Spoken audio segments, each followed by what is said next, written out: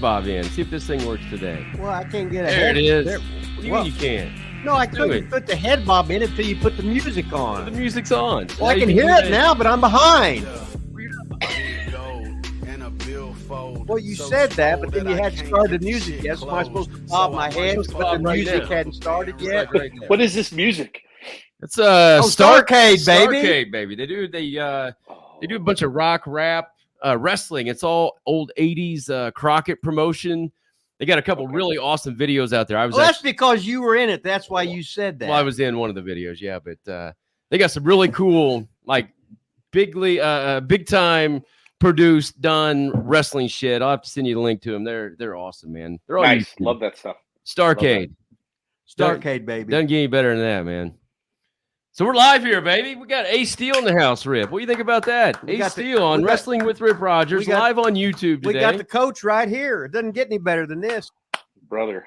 Maybe all the the top coach, stars. Shoot, Frank Picklebarrel's in today, medium 5. All the top stars coming in, rocking and rolling, strutting and strolling, if you will. If you will. So, do you remember when the first time like you met Rip? What's your background with Rip? I'm not even. I know you. I've met you maybe only a couple times. You probably don't remember on Von Lilas. I met you, I think, in OVW Yep. back in the mid to late 2000s. I would say. Were you down there about that time? I would think. I was down there for nearly the whole year of 07. 07. Nearly Okay. all- yeah. So I was trying to I, remember though. Rip wasn't training at that time, was he? Like he was Rip? DCW, I think, at that time. Like, Yes. He had Derby City. So, I crossed paths with Rip once, twice. I walked in to shake his hand one night. That's about it. Like trying to make the rounds, but we weren't required to go to that. So. oh yeah, no, yeah. You guys wouldn't come down to lowly old Derby City wrestling. I mean, come on. The good rib, The big contract OVW guys show up at Derby City. good Yeah, rib was yeah, that's how I thought. Yeah. Ooh. the rib was I made more money. I made more money with Derby City Wrestling than I did with the other thing. No shit. That's Yes. beautiful. Everybody come in. It was just money on the table right there. We all had a good time. We had our own television show. I worked their guys' ass off, and a lot of guys really got good guys come out of there. No bad apples. They were weeded out. Nice. Had to puke buckets there at ringside when anybody come down to. It was awesome. DCW was the most fun I've ever had. Well, So there you after go. that, when did you guys ever cross paths again? Was it just recently or Recently, this past year, when we went to work for Derby City in Louisville for Dave Marquez Promotions, United Wrestling Network, they put us together. So I was fucking excited. I'm like, oh, pardon me, can I swear? Yeah, you can. Just not every other word, but yeah, you can. Okay, Feel free. pardon yes. my French. I'll I watch mean, it. it is Rip Rogers show, so I mean, Exactly. So, Hey, but, don't fucking cuss on here. What the fuck, right? Hey, I can't believe we're not banned from YouTube yet, to tell you the truth. But gotcha. No, ran into Rip. Marquez was telling me what he was putting together. I was all on board, and he said, we're going to work with Rip, bring him in. You got, and shit, I think we just swapped stories left and right, Yeah. Oh yeah, matches. Yes. Produce this, and that. Oh, which is something we both love to do, but just to swap stories, mainly me listening to him, picking his brain, like, tell me this, tell me that, which I'll probably still do today. I'll do it every time. It's in my nature to sit with someone. I call it higher learning when I don't have a fucking answer. Oh, God damn it. oh, you're When fine. I don't have an answer to the question, or I'm kicking something around, I call it higher learning. I ask someone that's been in the business longer than me. Even we've been, and we may, if he comes up with the same answer, then I'm like, I'm on the right path. But still, That's just awesome. That's how everybody learns. You always want to shoot. I shut up and listened to all the guys. I always rode with guys that were older than me. I'd ask them questions, and they just go on and lecture and lecture and lecture. And I just shut up and have no opinion because I wasn't even trained. So I was just stupid. I didn't know anything about the wrestling business. Anything there was wrong. Guy says I was the worst wrestler in the history of the world. So you think you're bad. You're Ray Stevens compared to me. I mean, I was just so rotten, didn't know how to do anything. And but the boys felt so sorry for me. because I was so rotten. They said, "Oh, we'll help you out a little bit." I said, "Okay, good." And then so nothing I know is original. It's just passed down from old guys. Sure. And that's what we got to do. We got to pass the stuff down so that you can survive in the world's greatest, shittiest business. All your buddies will stick a knife right in your goddamn back. Hey, well, on that topic, you've Uh-huh. been around. You've been pretty much everywhere. Is that a lost art today? Do the guys currently today, especially the younger guys, obviously, do they pick the brains of the older guys and the veterans that are backstage or agents or producers or whatever? Some.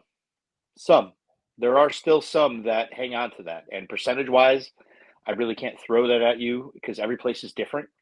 You know, I hear I coached at the PC a couple of years ago. It's been about a year. But, you know, you had a lot of sponges. I had a group of I was blessed to have I had some newbies, and then I was gifted a lot of guys that had been working a long time. So they had an idea who the hell I was versus a football player that had no clue that I had experience, just that's my coach.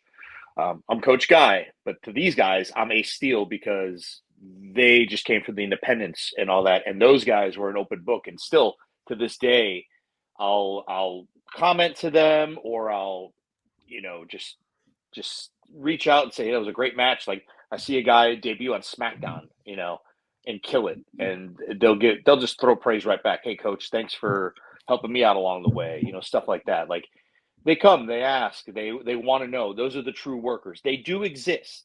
It's just, I don't know.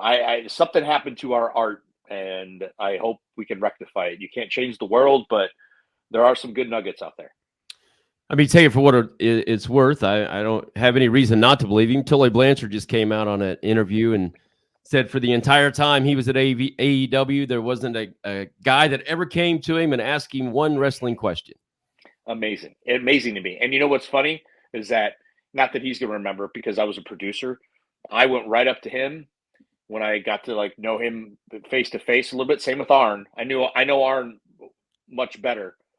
But I just started talking to Tully about Harley, you know, because I spent a lot of time with Harley, many, many years, and sat beside Harley.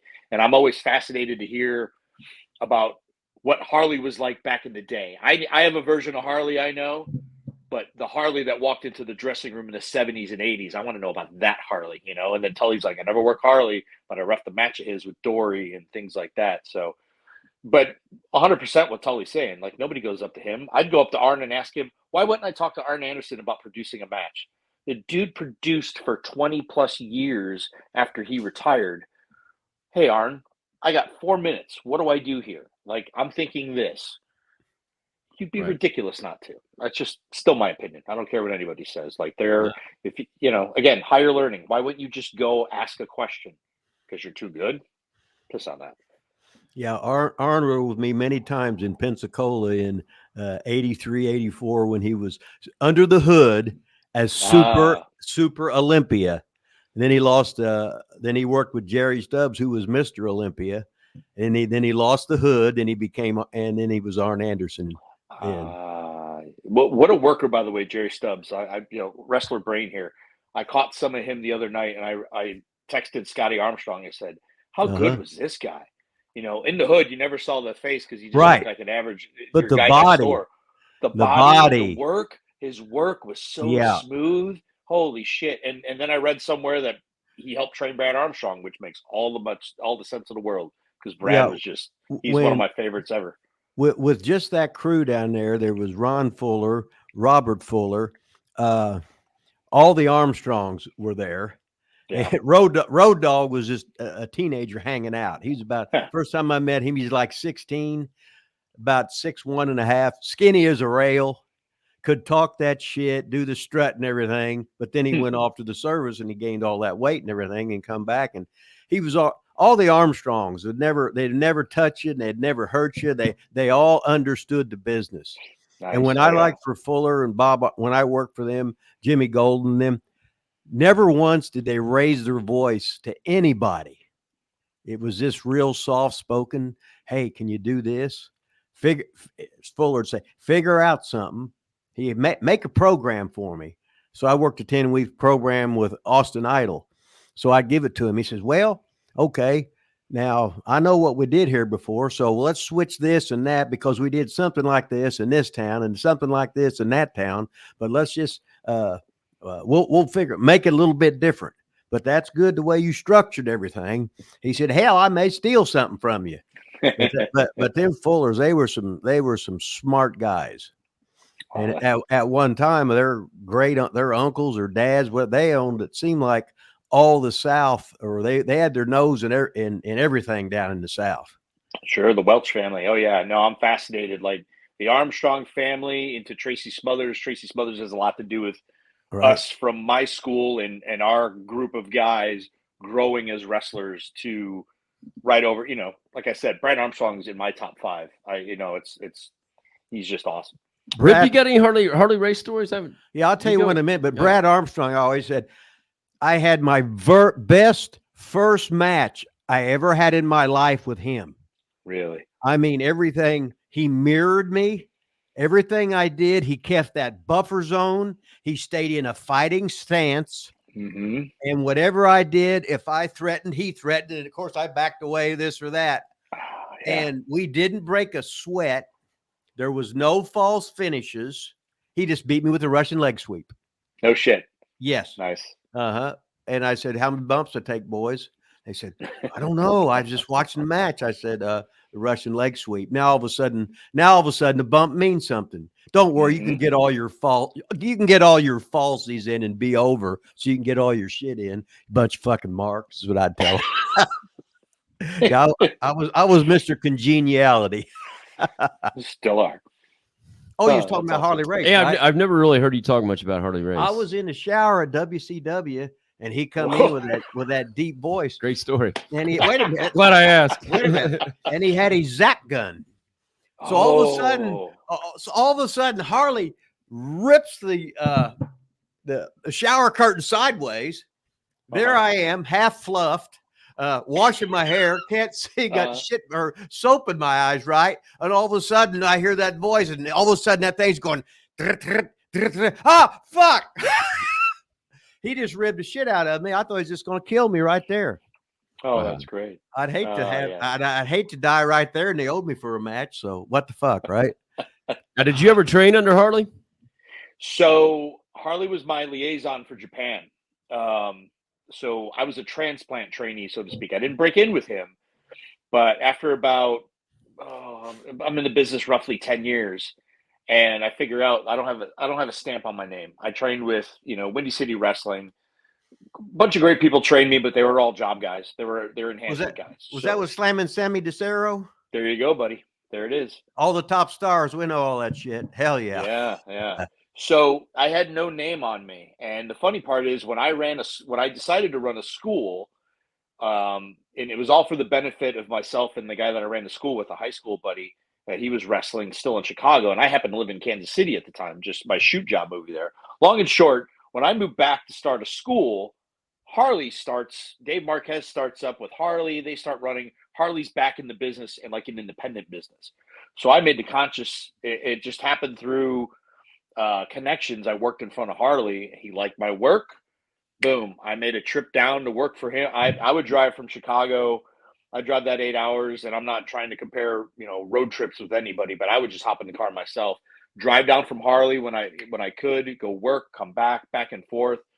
And mind you, I was working for like Ring of Honor at that point. I was starting to get my name out there, but Harley was the one I wanted to, sit under his learning tree. And sure as shit, like I sat there for a week. I just went down, took my vacation for the year, went and hung out at Harley's down that small town, rented a room and trained at his place. And then after that, subsequent years, I moved down there and I would train at his school. I'd help, run some of the guys and just work all his shows. Was Jason Bates ever down there then? I think Jason Bates was down there. Yes, he was. The Belgian Brawler or whatever. Yes, sir. The Waffler, yeah. Yeah. Bates was down there. He came from Pateras in Minnesota.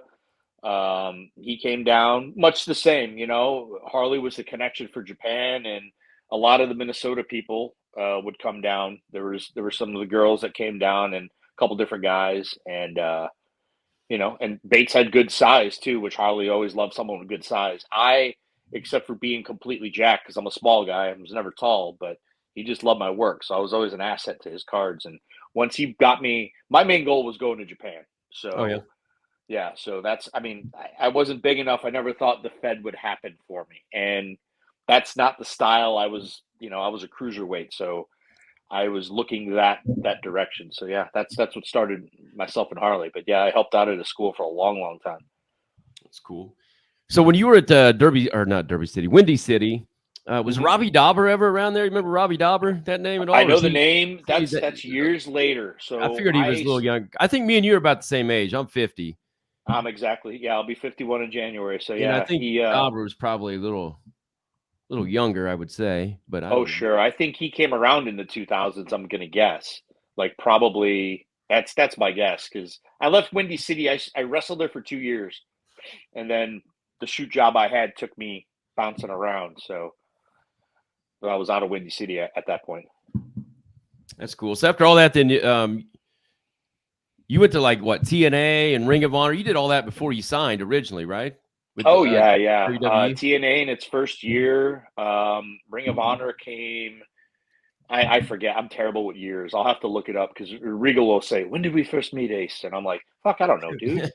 Like I'll have to look it up. Like I legit have to go to that cage match and look it up. And like, there we are. We met this year. Yep, did TNA when it first started. So what was that like? Give some TNA. Do you remember anything about TNA? TNA back in the day was chaos, and it's funny now because I'm starting to produce there, and it's a way different animal than it was. Also, for somebody that never worked television, I was an independent guy. So, in reference to Harley, he would say, "Can you go out and give me 15 to 20?" Sure, Harley, whatever you need, and I can fucking do it for him. But then I go to TNA, and I didn't know how to work TV. I've been watching TV wrestling my whole life, but no one sat me down and said, "This is your structure of a 4-minute match." Huh? I didn't know. So I farted. I shit the bed, So what got me over to TNA was I looked like $1 million. What is it? Preparation and, meets an opportunity equals success. Right. And I was prepared. I looked good. I looked the part. I gave him a finishing move, Victoria's finisher, the Widow's Peak.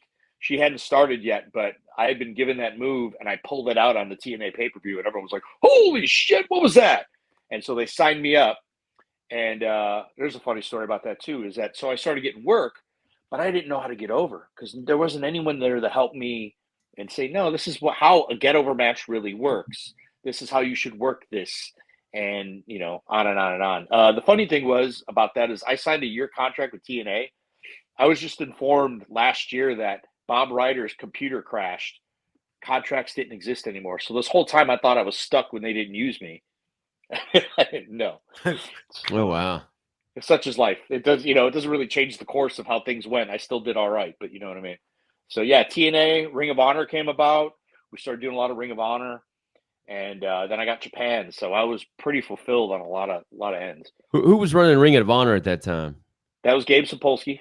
Was Kerry Silken there at all at that time? No, Kerry didn't come until the Feinstein stuff happened. Yeah, we had him on our show, man. What a trip that guy was. Kerry? Yeah, Kerry. Oh, yeah. Yeah, Kerry didn't come until the Feinstein stuff happened, where he had the To Catch a Predator thing go on with him. Yeah. Whatever all that shit was. Yeah. But that was a big turning point for Ring of Honor when Kerry took over because Piper was actually booked for a Ring of Honor show in Jersey. And because of all that press was coming out, Piper backed out and Dusty filled the slot. And that just was that turning point. Like that was just the gateway. It just moved on because Dusty came in. It filled the void. And get this, he brawled with Ox Baker that night at a Ring of Honor show. Oh my really? gosh. Wow. But yeah. But the fun part about that night was I got to cut a promo in front of Dusty as Dusty because we'll do it now on command, but when ready, I could pull out a decent Dusty, and I cut a Dusty promo, nerve-wracking, heart going, and Dusty's in the corner and comes in to fucking interrupt me. It was fun stuff, but oh yeah, Kerry ran it, or Kerry didn't come in until later on. Got it. I'm going to check out the chat. Hey, if anybody's got any super chat questions, that's good. If you're in green, if you're a member, we'll also take some questions. I'm looking to see if we have any questions right this second. It doesn't look like it. Ask Ace some questions. That's why he's here. Jesus Christ. Not here just to listen to stories. Well, it could be. I mean, Well, they could be, yeah. so then what year did you end up getting signed WWE? That was that 2007 then? It was 2007. The funny thing was 06, I was getting kind of courted by them. Ted DiBiase will never remember this, but his boys started down at that point, Teddy and Mike, and they started training for Harley, and I was helping train them a bit, break in. Harley would have me come in, and he wanted me to help them work out their first match and stuff like this. Well, Teddy saw me, and he was an agent at the time, and he started pushing for me. And so 06 was about the point where I was at the peak of working, I was about as good as I can get without. You'd been in about a decade by then, hadn't you? I mean, about 10 years. Oh yeah. By that point, 91. So 14, 15 years. Oh, nice. Yeah, Okay. so, Gotcha. Wow. Yeah. So I had already, and I owned the gym. I bought Harley's gym. So I was down there right next door to his school all the time. And, all that year of wrestling and everything I could do didn't matter. I remember standing next to Benoit, being bigger than him. They made all those guys like, I just remember standing there looking at Benoit, and except for his weird neck, I was like, I'm bigger than Benoit. Like, okay, so that tells me I'm big enough for this. Yeah. And nothing happened. And then 07, I get a call from Nova to play Donald Trump and wrestle as Donald Trump as a spoof in St. Louis. And that's what got me a contract out of everything that I could possibly do. All the technical wrestling I could do. Any idea why you were picked for that? Like, Nova knew me. Nova knew me for a long time, Mike Bucci, and he had just been down to Harley's for one of Harley's long camps that he does. So he and I were in constant contact, and I think he just knew he didn't owe me anything. Well, first of all, no one owes you jack shit in this business, right? He didn't owe me anything, but he knew I was in the area, and he wanted to give me a chance, and he knew I could pull. Like, he just had a feeling I could pull it off. So that's really all I know. So that's what got you the contract? 100%. That's what got me the contract. Like, I went out, did it, and the chick I worked was not a good worker. Like, she was a sweetheart. She was a sweetheart, but she had to write down 3 turnbuckles to the head. Not like, I'm like, come on, really? And at the end of it, and the crowd's chanting, "We want wrestling," and I'm like, oh, this is where my career's gone. There was an ice cream cake ringside, and she stuck her head through, and man, I waffled her with that cake. You should go back and listen to it, man. It was a smack. I was like, I'm making something out of this. Bam! She took the bump. I gave her like a little flying headbutt. 1, 2, 3. One night bonus from Vince. Vince loved it. And then a week later, I got a call that I got hired. I was like, really? Oh, the next night, again, to put in perspective, I'm kind of winding down wrestling. So I owned a gym, but I didn't let the body go, but I let the size go. So I'm slimming down. I'm still in good shape, but I'm not even tan. I'm supposed to be Donald Trump. I don't give a shit. The next night, somebody comes up to me and says, "Hey, Vince wants to see you in the dark." And I went, "What?" They said, "Vince wants to see you in the dark." I'm like, luckily I had a can of spray tan, sprayed it all over me. I teamed with Funaki. I was Scotty Too Hottie for a night. He had been out injured, so it was usually him and Funaki together. I teamed with Funaki. I got the hot tag, hit a couple of things. They hit the finish on me, 1, 2, 3. Again, a week later, I get a call. Like, so weird how the business works, right? Like, just, you never know when shit's going to happen. That's wild, man. So did the chick ever say anything to you about... Not a thing. Not a thing. Never saw her again. I hear she came from the Carolinas. Like I said, it was a sweet gal. She looked a lot more like Rosie O'Donnell than I looked like Trump at the time. So I remember watching that. I remember watching that on TV when it happened, man. I thought that was awesome. That was great. And I just kept thinking, well, it's be a hell of a payday. And it was a hell of a one-night payday, I'll tell you that. It was good. Hey, years ago, I was in Calgary, and there was Pillman was there, Owen Hart was there, and Chris was there, Benoit. And Chris was he wouldn't speak. He didn't say anything. And them guys, Pillman was just a hell of him and Owen were ribbing him all the time, calling him a dwarf and everything. So I said, wait a minute, boys, let's get in the mirror. He was taller than them, about a half inch. He looked like a dwarf because He was like Randy Savage. Randy had that long torso. Randy should have been about 6'3", but Randy was so coordinated because he had like the legs of a 5'10" guy, so he was quick like a defensive back, and he just had that quickness. So Benoit, I started calling Benoit Wilt, like Wilt Chamberlain. They didn't know who he was or everything. Pillman would get mad all the time. I just ribbed the shit out of him. Nice. God. Damn, that was good. Hey, somebody was talking about. I remember it happening, but I can't remember why. What was the deal when Eugene cut your hair or whatever? What was that? Another random spot because I was down for Harley. I was, again, I lived in Harley's area in this territory, so at that point I was booked out. On, he just looked at me. You want to go work for New York? And I'm like, yeah, sure, boss. So, I'd go up. And Harley was, where the hell was he? He was somewhere I couldn't talk to him. I think he was actually in Japan at that time doing an appearance. And that's the one where I was booked with a bunch of bald guys. Like, no one knew this was happening. I was just an extra. But I'm the only one that had the hair. I still had the long blonde hair. And Johnny Ace comes up. He's like, you want to make an extra $250 for a haircut? And he goes, looks like you could use a haircut, And I'm looking at Johnny Ace going, you're the fucking surfer guy. But I'm like, you're telling me I need a haircut. But I thought about it. I said, shit, I don't, it's good money. I'm already making $250. You'll give me an extra $2. So $500 for a haircut. And that's what I'm doing tonight.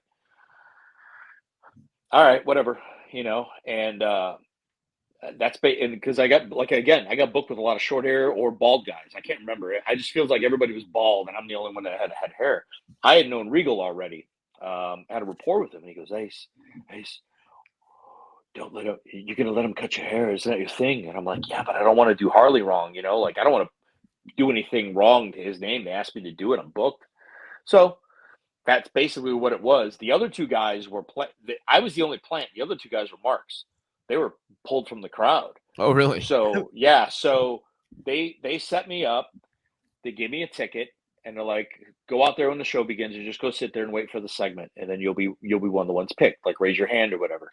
So I sit there and I'm like, "Fuck, I'm gonna lose my hair." Like here it goes. Like I've been, So I went up, grabbed a couple beers, sat down, and just chugged some beers. I was like, here comes the big haircut. Well, I had so much shit in my hair, Eugene Dinsmore couldn't get through it. But and then I took the kick from Bischoff at the end because that was the setup, But yeah, that's pretty much it. But the two guys that were not the plants, they believed it because Dinsmore was working the gimmick in back. He's like, he's doing the thing. Yeah. And they're like, he walked away. And Regal was playing it too. He's like, let's go this way, Eugene. Come here, come this way. And Eugene's like, he's doing the gimmick. And the two guys were like, man, I didn't know he was really like that. And I'm like, fucking people believe this. I'm like, this is amazing. That's awesome. Somebody believes. Yeah, it was good. Fucking awesome. That's great. So, I remember I did the WrestleMania when it was Vince versus Trump for the hair versus hair thing. Oh, so nice. They were doing the hair. It was hair versus hair for that deal. And so during the day, during like the walkthrough gimmick or whatever, they wanted to take one of the extras to practice shaving that using the clippers. So they're like, and I was the opposite, man. I got in the back. I was like hiding, but there was a couple guys. Yeah, you can cut my hair right now, shave it all off, just in front of nobody, just sure letting Donald Trump sit there and shave their head bald right in the middle of the day. Jeez. But no extra payday for it. I don't know if they end up paying him or not extra, but just to practice with the clippers. Oh wow. Well, that was the same year. That'd be all that. Well, wait, the Donald Trump thing. Well, yeah, that was all the same time. This was WrestleMania 23, whenever that was. So that was the same year because at the time, I was running a gym and I was what the hell was I doing? I was looking at, you remember Monster.com used to do they may still exist. I've never looked them up, but they resumes and blah. Yeah. So I was actually being courted by them to do speeches at high schools about successful, like I'm happy in my career. You're gonna want to go to Phoenix University online. That's the infancy of all that stuff, right? That was like a week after they flew me to Indianapolis to do stuff, and you just basically had to learn a speech. and be able to deliver it. That whole next few weeks, the whole Trump thing I did was on every Entertainment Tonight magazine show, headline news. They just kept showing and showing until I got back home, and then they offered me the spot, the job. But I tore my knee up when I got in developmental. So if there was ever anything that I could have done with that, later on with that, there was never going to be a callback because I was fucking on crutches. So, but that's crazy. wow. So you got a nice little spot and payday yourself. So that's awesome. Yeah, man. So we got of course, in the chat, we got all these questions that I'm sure you know where I'm going with this. So I bet we'll put you on the spot for this one time, and what you can say, what you can't say. Let's just get it on and over with, so we can talk about the rest of your past and your career and those kind of things. But of course, everybody's wanting to know about the AEW, the fight, the firing, how does Kenny Omega taste? Any kind of question you can think of is being asked. So I'm not sure what you're allowed to say or what you can or can't say, but any comments you can make on your run in AEW and how it ended with the backstage brawl, so to speak. Well, I worked with a lot of great people. Some great, some not so much. Family still exists. In this business, there are things none of us can say and none of us will I think actually my wife's the only one could probably tell the story since she was there, and maybe someday. As far as that goes, you don't fuck with family. You just don't. And we came out just fine. And I have a great lawyer, Stephen P. New. Oh, really? He's the man. Let's just put that in the world. Wow. Stephen P. New is he's a gem. He is for the wrestlers. He's for the boys. He's on the right side of the world. So I will give him all the praise in the world while I'm sitting here smiling. This is fucking awesome, because Stephen P. New I was supposed to have him as a guest on here. Really? Yeah, months ago, and then he had to do some kind of thing, and he couldn't do it. Probably had to go represent Ace Steel. That might have been it. But he used to come to all the shows we used to run in ICW in Beckley, West Virginia, at the Civic Center there. But he was just the world's greatest wrestling fan. Stephen P. New. He still is. He still is. And if you follow him or look him up, you can hear.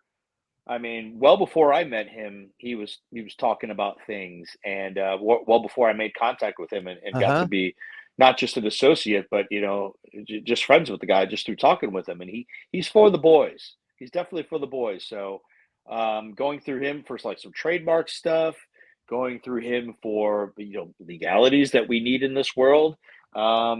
He's a man that'll take care of you, and he's a busy man. Like, he takes care of big cases. Like, sorry, Ace, I was in court dealing with this against the state of whatever, and legit, he's against the state of whatever. But he's for justice. I hate to make it sound like the big, but really, it's true. Like, he's for justice and for what's right. And he helped the outcome of my life, put me on a path for smiling, And I can say this, that I'll just roll into it. I'm very proud of my number one student that I've ever coached in the world for heading back to show the world who the hell he is. I stopped at the F word. Look at that. No, you're good, man. Say it. That's progress. Showing who the fuck he is. I did a speech at the Cauliflower Alley, and Steve Kern was supposed to induct Punk at the Cauliflower Alley, but he couldn't make it. So that was kind of scrambling around, and I said, I'll do it.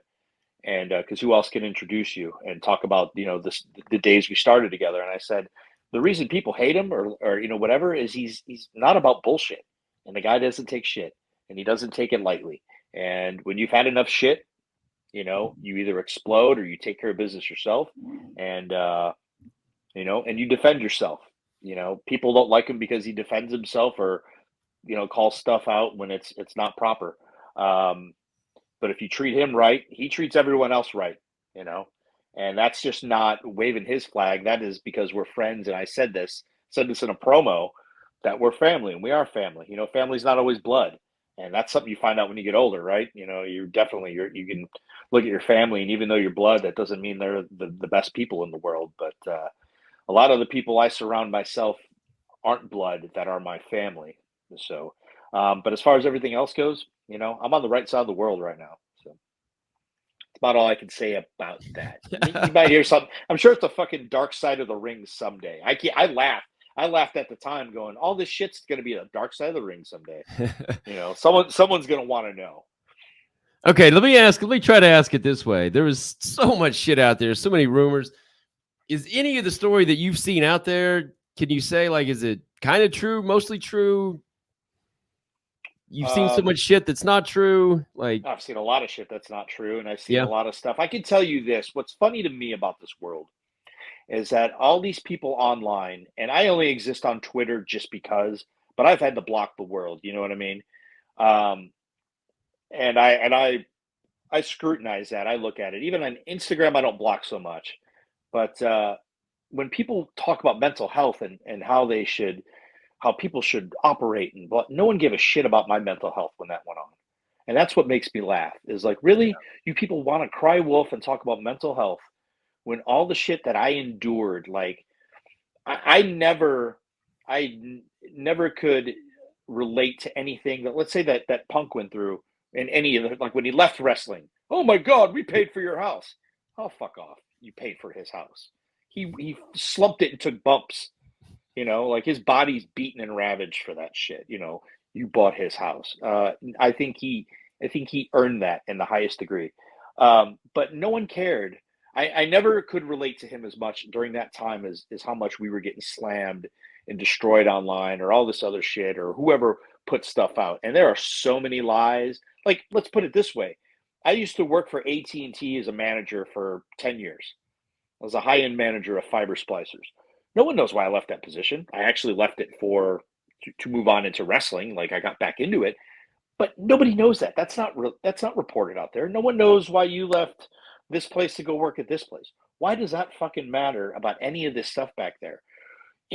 Those stories become folklore later years. You know, when I hear about, you know, I know Haku. He's the sweetest man in the world. You know, but I never wanted to. I've heard the stories, but I never really want to walk up to him and say, "Why'd you bite that guy in the nose?" You know. and again, why would you fuck with Haku? You're just fucking stupid. But why is this reported out there? How did this get out there? You know what I mean? What a conspiracy for all that shit to get out there. And again, we never open our mouths about that because, again, that's stuff you don't need to know. So for you to think you get to pry into my life and then bash me and batter me, where's the mental health, you know, for myself? All these other wrestlers, oh, you know, I'm, you know, it's rough times. It's rough times. Yeah, it's fucking rough times. It's sports. It's sports, and we're not even, you know, come on. I'm sorry, I had to endure a lot, and I didn't go cry wolf anywhere. But I survived. My wife survived. We persevered. Punk survived. We persevered. And again, go listen to Jimmy Cornette. Find Jimmy Cornette. Find what Stephen P. New had to say. They somehow, and I'm not saying, and again, I didn't talk to either one of these guys at the time. In fact, you know, Cornette, I mean, they just somehow know. They knew. Someone either told them or they just figured it the fuck out, you know. But it's not hard. How back in Harley's day, I come from a generation, not that I am not a badass, but I come from a generation of you handle things yourself. Again, we were around Harley Race. You gentlemen, you go to the same age as me, you know. Hey, let's go handle it. Let's not talk. I won't talk shit on you. I'll talk to you face to face. Yeah, I get it. Yeah, man. Yeah, so I just never saw the Stephen P. New swerve come into this, Rip. I don't know about you, but it's not where I saw this going, man. No, Steve. It's like Stephen P. New. He'll show up at conventions. We always get our pictures taken together and stuff, right? Yeah. He buys my books. We're bullshitting this and that. He'll tell me a story about this and that, and then because I listen to Corny's podcast and to me he's the most famous lawyer in the world. Indeed. He's over with me. Johnny Cochran ain't got shit on Stephen P. New. Oh gosh, Johnny Cochran. Hey, besides but- that, how was your other time in AEW? Did you mostly enjoy it up to that point? Did you have a decent responsibility? I had a lot of responsibility. You get in the mix, and I was Punker's producer, so I produced some good stuff. Produced his dog collar match. And the funny thing about producing is not everybody has it when they say, "Oh, this guy produced that match. That must be." Well, that doesn't serve as an indication that the match was going to be good. Because I produced many a match where you look at guys and they're just like, they give you the match they're going to do. I'm like, all right, fine. Whether they want input or not. The dog collar match I did have input on. Like there's things you impart. Like I need to see that. It's a movie. The biggest thing I've learned about producing, and this is an avenue after wrestling, which has made me a better wrestler, which doesn't frickin' matter now because I don't wrestle, is that you view it as a movie. Where do I want to see this part? How do I want to see this guy get yanked with the chain instead of just cameras everywhere? Like, I need to see you in this corner if you can make it there when this happens. And where this super player, like when a guy comes out and sets something on the ring side, I want to see this camera, these type of things. I did have fun. I had a lot of fun. I got to expand my skills as far as that went for producing. And then training, I still trained people when I was there. So I inevitably had a lot of people in class. I had Serena, not that I trained Serena D, but she would come to class, her and Mercedes Martinez, to work out because we had access to a ring. Well, they would just let me coach them. And they're both phenomenal coaches in their own right. Again, not putting that down by any means. They just walked in to say, run me, be my coach. And I helped when Mercedes had the ROH women's title, there wasn't a lot going on with it. And she's like, I really want to do something with this, Ace. And I'm like, okay, well, let's put our heads together. And turned around one day and I saw Serena walking out. And I go, why don't we do something with Serena? And she's like, holy shit. So I had a lot of input with them that we would put in the mix to get their feud going last year. And the pride I had for watching those two ladies and amping them up, I said, go out and give the women of the world a blueprint for how you want them to see women's wrestling. Like, you're going to get 15, 20 minutes on this ROH pay-per-view to blow it out. Yep, you may not have had a lot of time slotted for television. Big fucking deal. Get your angle over. Get your story over. Like, let's work on this. And that was some stuff like that was the most fun for me. Getting to do stuff like that, That's cool. Rip had I'm sure you probably know, but Rip had a lot to do with training Serena from the get-go down in OVW. Yeah, she Yes, trained indeed. with all the guys, and I called her every name in the book. And she just texted me yesterday. She said, I'll call you this weekend. And I'm thinking, stupid bitch. I said, last time she's told me that she didn't do it. She just kayfabed me and laughing. Because she had that video out about her, her issues, right? And I looked at that. I said, oh man, you know what I mean? Because we had talked about it before and everything, but then she come out and told the world. Then I got all teary-eyed and everything. Don't tell nobody though, But good thing nobody watches this show. Yeah. Okay. That's all right. Hey, so let's I want to go back then kind of with you and Punk in the beginning. So you trained him, right? Like, were you his first trainer? Did you know him before that, I guess? No. Well, so the long and short is there were backyarders running a promotion in Chicago. And he inevitably ended up being a promoter because he was the most responsible of everybody. So his name was on the promoter's license for Chicago, for Illinois. And they would run outlaw shows, if you want to call it that were drawing 800 people or so. And we're on the other side of town, the legit wrestlers drawing fucking 200. And it's like, and then the trained wrestlers like, oh, those guys are garbage and they're backyarders. They're only filling the crowd with their family. I'm like, 800 family is coming to watch this? No, people are enjoying themselves. Well, as he would say in like I think it's on the network right now. As soon as he came back, I woke up the next day and looked at my wife and said, if they don't have a banner up here this week of his shit, they're nuts. And sure as shit, by the next morning, there was Across the Peacock and his Best of the World DVDs up there. The thing we shot 1,000,000 years ago. But a lot of it still holds. And the beginnings are exactly on the money. that he came to us to get trained. You know, he walked in the door and said, I really want to do this. And so we became fast friends. We are, you know, I enjoy the vices of the world, and he has never enjoyed the vices of the world, you know. But we were always fast friends with music, with the love of wrestling, with just getting along and working out, you know. The first day, like, we still go and work out together. Like that's our biggest joy is like, we show up. All right, we lifting today? Yeah, fuck yeah, we're lifting today. And it's always like, we'll text a week ahead of time. What day are we doing chest? I'll hold off till we can have a spotter and have a good workout and push each other, stuff like that. So yeah, we go back a long, long time and to me, he's never been any different. You know, he's been the same guy all the way through. He's had to go through all the struggles as you've seen. You've been in OVW, so you see guys that go up, come down, how that works, navigating that world of, you know, all of a sudden your face is on everything. Or I walk in the Walmart and there's a T-shirt with him, and I laugh and I go, "Look at this shit," you know. Yeah, we go back a long way. I was his first trainer. The guy I ran the school with, his name was Danny Dominion. We were high school buddies, and we opened the school primarily for us because we had no place to work. And we found a ring, started working in training people, and training people just was the secondary thing. It was like, oh, people came to us to train. And then we ended up having a good group of people. Adam Pierce, oddly enough, he lives 10 minutes away from me down here in Florida. His first day of training, I met him. Like the first day he walked into a wrestling school, I met him. And then when we opened up the school, a lot of people in the area were upset with him because he came to work with us and started training with us and working because we were hungry. We were hungry, we were young, and we were in shape. So you have that ilk of people throughout the years. And look at Pierce now.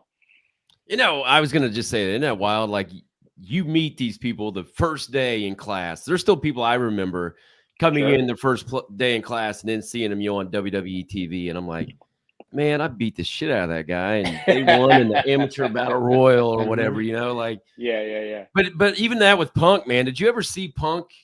Maybe didn't even think about it this way back then, but being that big, like one of the most, maybe the most popular wrestler in the world right now. Did you ever see that coming 25 years ago or however long ago it was?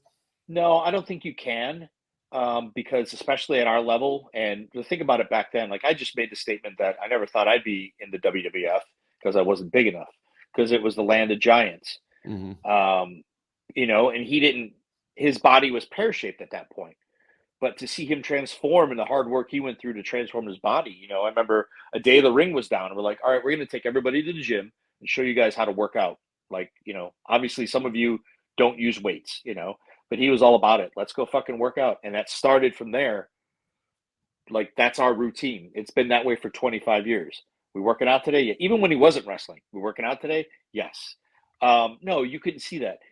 His connection with the crowd, though, undeniable. Always had that. Even when he was doing the backyard stuff, that was the thing. Like, he just had that in his head. He knew how to work the people. I told a story at Cauliflower where when he started training with us, he would do the wrestling 101 thing where he'd grab the mic and say, if you guys don't shut up, and he was working heel, he's like, if you guys don't shut up, I'm leaving. And they'd cheer, and he'd put the mic down, he'd leave. And I'm like, the dude just took my shit. You know, it's what I'm doing. That's what I used to, Rip used to do that. Everybody did. Everybody did. Everybody, exactly. Everybody did. But I was like, oh, I'm the one but that showed me he was constantly like, you know, and look through the years of the people that he's had as mentors moving on, you know. When he went to OVW, Heyman was there. He sat under the Heyman learning tree. Heyman invited people. He went and sat there. He would just tell me, I remember in OVW, he's like, go and hang out with Heyman tonight and listen to him book, like how he's booking TV, you know. Like, okay. And then he just, the learning trees. Harley showed him how to make a blade. Great, like all that type of stuff. So no, I couldn't see it coming. I don't know how you can. Yeah. But, you know, and there's people on the flip side, I'm like, that dude's a star. And then it doesn't happen. You know, you've seen that too. Like, again, you were in that, you know, about the end of the peak period of like, when did you start? Who did you see go through OVW? What were your years there? Oh God, when I first started training with Nick Dinsmore it was at the old building. So Man, that was just right at the end of like Cena and Benjamin and Sean Okay. O'Hare and Yeah. Batista, all those guys. And I was just in the amateur class then, but then when I got into like Rip's class, it was like the Tough Enough guys and Matt Morgan and Carlito and Johnny Nitro, Tough Enough, just kind Right. of those Johnny Jeter and Mike Mondo and those kind. But yeah, there were some and people, you would think, man, this guy's going to be just awesome, and just never quite did it. And then there was, I mean, Mondo was great, but Mondo came in at 18 and little. He could do everything. You knew there was probably a spot for him somewhere, but some of those guys just got it. Just like Mark Henry was talking about the first day, him and The Rock were training together in the old warehouse. Mark Henry's like, I've been here 8 months. The Rock shows up. He can do everything on day one that it's taken me 8 months to do. The Rock just walks in and like he's been doing it his whole life. So I don't know. It's wild, man. I don't know. Yeah. And you don't know. I was on the phone with Mondo last night at 3 a.m. He calls me. Oh, wow. What the hell? Yeah, because he's running a show, or he's got this guy's first match. What should he do? So I tell him what to do. I said, no, wait a minute. Don't take this. No, use your goddamn brain. Be different. So, well, first he called about 1:30 in the morning. Then he calls back an hour and a half later, and I'm fucking sleeping, right? I said, God damn, Mike, get fucking with it, He was all upset. 100 miles an hour. Yeah. So were you and Punk at OVW together at the same time? I can't remember when Punk was there. No, he got pulled up right before I went there. So when I got hired, I went to Deep South for a couple months. Yeah. I remember that. Was that where Jody was at then? Yep. Jody Hamilton? Yep. Jody Hamilton ran it. That's where I met Brad Armstrong. Mm-hmm. So, shit happens for a reason. Right. And I got to meet and worked under Dr. Tom, who I already knew Dr. Tom, met Brad. And then when that folded, then I ended up at OVW. Punk had got pulled up the year before, I think, when they did the new ECW. So who was your trainer or doing TV at OVW when you were? Al Snow. Snow was there, and was? Danny. Yeah, Snow was there and Danny. And Robert Gibson was there for a short time too. So what was the ultimate ending that round for you at OVW in WWE, I guess? So there's a rumor that's been spread that I went in knowing I was hurt. I've heard this before. I've heard this somewhere. Oh, okay. I haven't heard this. Well, it's a random thing because to be honest with you, I think I built up enough credibility where someone would think that's fucking bullshit that I wouldn't try to like pawn off an injury on someone. I tweaked my knee in a match in 06, like late 06, working Kenta Marufuji. My knee didn't feel good, but I didn't know it was wrong, And we're wrestlers. We don't have insurance. Knee was hurt. Yeah, my knee was hurt. On the first day of training in Deep South, I hip tossed this gorilla motherfucker that's 280 pounds. And I'm not going to drop him on his head, so I'm going to stabilize him. And I hip locked him over so he wouldn't land on his head because he came barreling into me. And when I turned, my knee tweaked. I was like, oh, and I saw stars.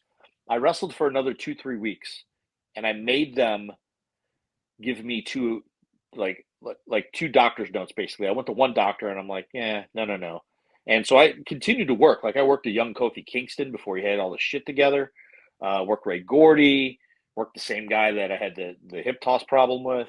And then finally, whatever the doctor's name was like, you're done. They sent me to Andrews. They finally sent me to Andrews' office. And the guy who works on everything now, Dr. Dugas, his next in command, he was like, he took my knee and he's checking me out. And it was my right knee. And he goes, this ever happened to you? And he jerks on my knee. I was like, oh, and he goes, I'm like, no. And he goes, but that will. And he goes, look, man, you fucked your knee up.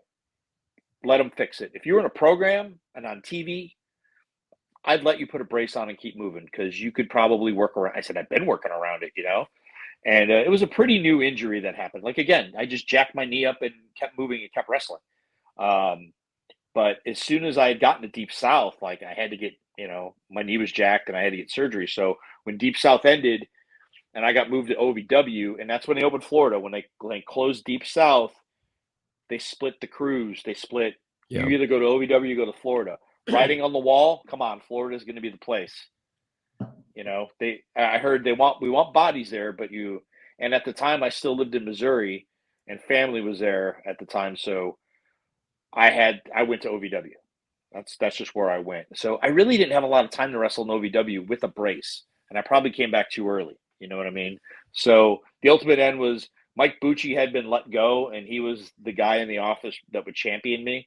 You got to have someone champion you, right? Yeah. In the office. Otherwise, you know, and then the end came early next year. You know, one of those weird days where like, we're not training Monday. We're just going to watch video. What? Just fucking watch video. This is weird. And then, of course, the call comes later that day. I can't tell you how fast I hightailed it out of fucking Louisville. I about ran out of town. So Oh, shit. I was like, good, I'm done. Get the fuck out of here. Here's what I found. Oh, shit. Siri was talking to me. So we did have a question. Go ahead. No, good. So somebody wanted to know if you ever worked with Sting. So I don't know if they are talking about, did you ever wrestle him in your past or work with him in AEW or what? But any Sting encounters? Sting, I worked with. I have produced matches for Sting. A couple of different matches, a couple of chaotic matches. Like one of those scramble goofy shitting things with him and Darby and all the guys. And I'm like, it was like one of my first nights. I think it was a dog collar match night. I think so. But they gave me these two big matches. I'm like, geez, where the Fed gives you one and you got, like Pierce told me, like one guy will get the War Games. Maybe two guys will be on it, but one will call it. And I got this big match, and then I got this goofy fucking match where tables are happening over there, guys diving off the balcony, and I'm like, so this is my introduction to Sting. And then I've had actually a couple of his. He was great to deal with. He was nice. I sat one day.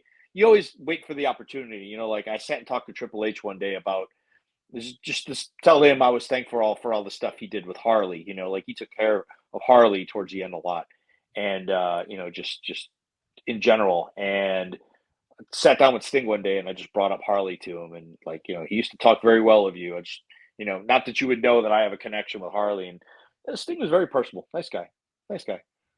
So are you trying to tell us that you were responsible for when Sting jumped off the ladder and about killed himself jumping on that table when he was short? Are you saying that was your idea? Nope, was nowhere near that. But I'll tell you that he's got that in him that he wants to still like, fuck, I mean, that's obviously who's telling him he's nuts, Like, no, you shouldn't do all that shit. But, just stuff like when Sting misses a stinger splash on the floor and hits the guardrail, I need to see that, And something else is going on, like, guys, I need beats, And I told him once, I said, so I missed you doing that. I need to know when this happens. Let's move this to the ring so I can see. Again, I'm talking to Sting with the utmost respect, but I was like, do you think we could move this over here so I could see it this time, So, no, he was a cool guy. He was nice. And he's very tight with Darby. Like, that's a true, those guys are buddies. And it's a random, like, are these guys really friends? But, they're good dudes. Let me ask you this. Me and Rip have had this debate. Maybe you can clear it up. In those instances, like when Sting did jump off the ladder onto the table and almost missed it or whatever he did, is that coming from like Tony Khan? Is that Sting's idea? Who ultimately says, okay, we're going to do this ladder spot? Is that whose original idea? That's Sting? That's Sting. Hey, I want to do something this match. Or they look over and go, Sting, what do you want to do? And he's like, I want to do this. I want, it's ultimately up to him if he's going to make it or, that I know what you're talking about, the one where he barely made it and just kind of hit his face on the. Yeah. I might have looked and said, put the ladder on the outside of the ring. So that way you're closer, Yeah. That probably would have been a great idea. Yeah. When you're over 60, you ain't got the hops anymore. You're not dunking anymore. You're not dunking anymore. And no matter how amped up you are, you think, oh, I got this shit. Then all of a sudden you jump in. Well, hell, I'm 2 feet short. Oh my God, I have killed myself, Yeah. Oh shit. Yeah, I couldn't do leapfrog to save my life right now. Like unless it was over a little person. That'd be about the only way. Like I got no springs anymore. Ace, I don't know the last time you saw Rip, but what do you think of the beard coming in? We just got a super chat compliment on Rip and his nice beard. We've been trying to get him to grow it out, and he's got it coming in now. Are you going to color it like the old days? So you got the gray and then hell no. and, Oh, come hell no. on.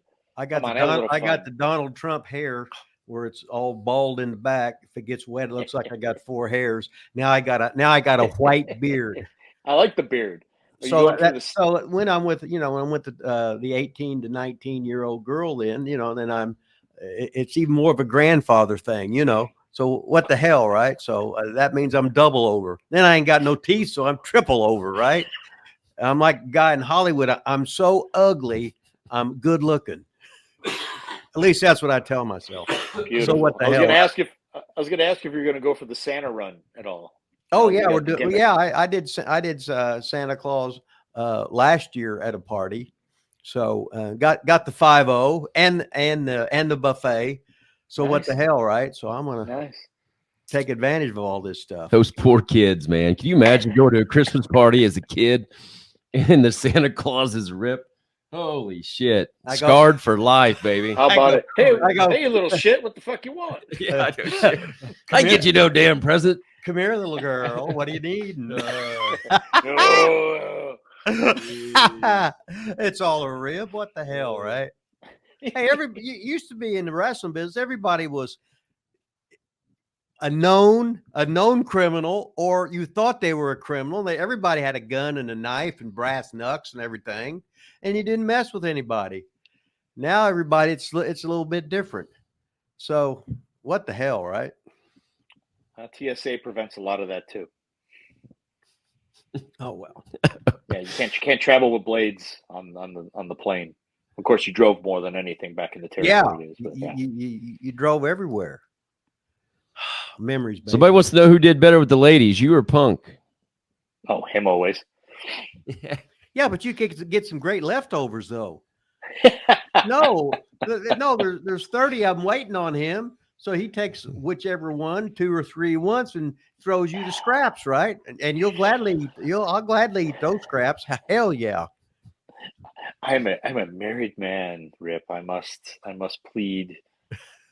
I was a good boy. I actually was a good boy. I was, no leftovers. Like I always say on here, I hope my wife's not watching today. Well, yeah, listen to this. I never knew one person. Not one person. Hey, easy now. In the wrestling business, that was the way you're supposed to be. And the ones, and no matter who you'll mention that got good. Nope. I ain't spilling no beans or nothing, but nope. I remember when I was in Japan, we were in Sapporo, which is my favorite city in Japan. And I did a lot of tours with Too Cold Scorpio. Majority of the tours I'd done were with him, and he was always great to me. And we'd finished up doing Korean barbecue, and there was a wrestling bar actually that would. It was a guy named Little Chono worked there. It looked like Masa Chono, but he ran the bar. And we'd always go there and get comped everything when we were in Sapporo. But that night, I was like, "Oh, where are we going?" And Scorpio was like, at the time I had a girlfriend, was pretty steady. He just, I don't know why, he just looked at me and said, "No, you're not going to this place." It basically was a live fuck show was going on across the street. It's like, you just go to Little Chono's bar and hang out there. I'm like, really? And I kind of wish in hindsight I just went and saw the live show, because come on, experiences. I didn't say I was participating. I just was watching just weird voyeur stuff. But I'm sure, Rip, you would have been like, "No, I'm going across the street." I'd have been across the street real fast. Yeah, exactly. I'm a no good bastard, and I'll tell you that. And probably not just watching either. Well, probably not, but what the hell, right? You only go through once in life, and I've already went past whether it's the hell meter or the heaven meter. I've already done too many bad stuff. Of course, I'm Catholic, so you can just go to confession right before you die, and then say an act of contrition, you're going right to heaven. So what the hell? You're paying for it all right now anyway. So. I am paying for it. Wow. It's karma. What the hell, right? It is. It don't get any better than this. Hey, somebody asked who you did like working with, like in AEW. Anybody?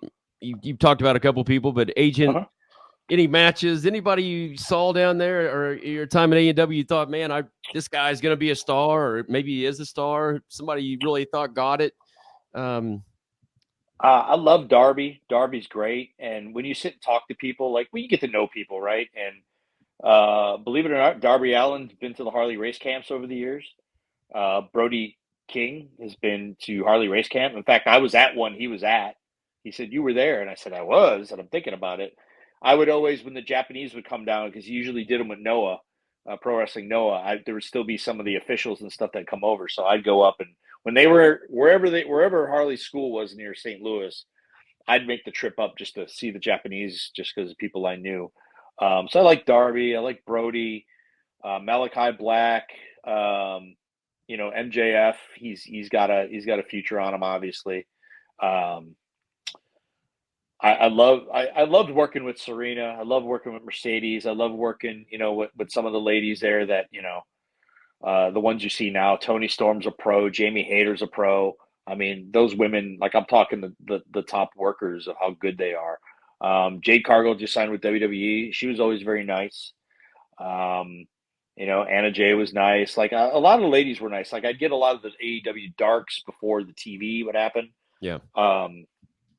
And just working with them. Like I said, there was a lot of good people there, work wise that you got to work with, and the ones that would ask for some advice or how do we do this, or should we go with this, that type of thing, And the work again. The workers when they're talking, when you talk to them, if you bring and they ask you for advice. Like Deebs would always walk up. I'm pretty proud of a match Deebs had with Anna Jay. Like they came up to me and they were like, and they're. And she's still got a lot of greenness to her, even though she's been put in a lot of positions. But, the art of calling things on the fly is lost in a lot of ways. There's some that'll still do it. I guarantee Punk's going to walk out there and call a lot of shit on the fly because, but to walk them through things and make them walk and think into transition and to minimize the size of the ring and your footsteps, I'm pretty proud of the one that Deebs had with Anna Jay because it was one of the best ones I saw, keeping them connected. Once you get away from a green person, that's when the deer in the headlights happens. Like you need to keep hands on that person and keep moving and keep connected. That's my belief. That'll help keep things moving because, again, the improv part of it, that's lost, but. Not every, things that come to mind right now. I don't, nothing That's pops cool. in my head. Yeah. Oh, Lee Moriarty's a good kid.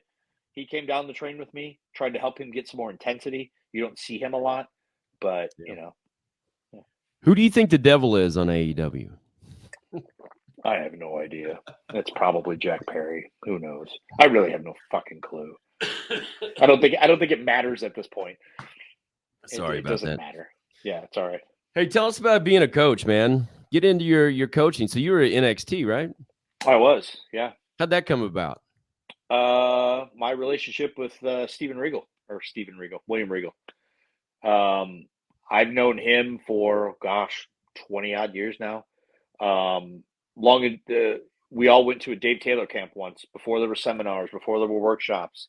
Dave Taylor had a ring up in Peachtree City, and I was working TNA at the time. In fact, I left the camp up on a Wednesday to go work TNA and come back. And I met William Regal when I got back that week. That was a Wednesday. Got back Thursday. They had just gotten off the road, so I met Fit Finley and Regal.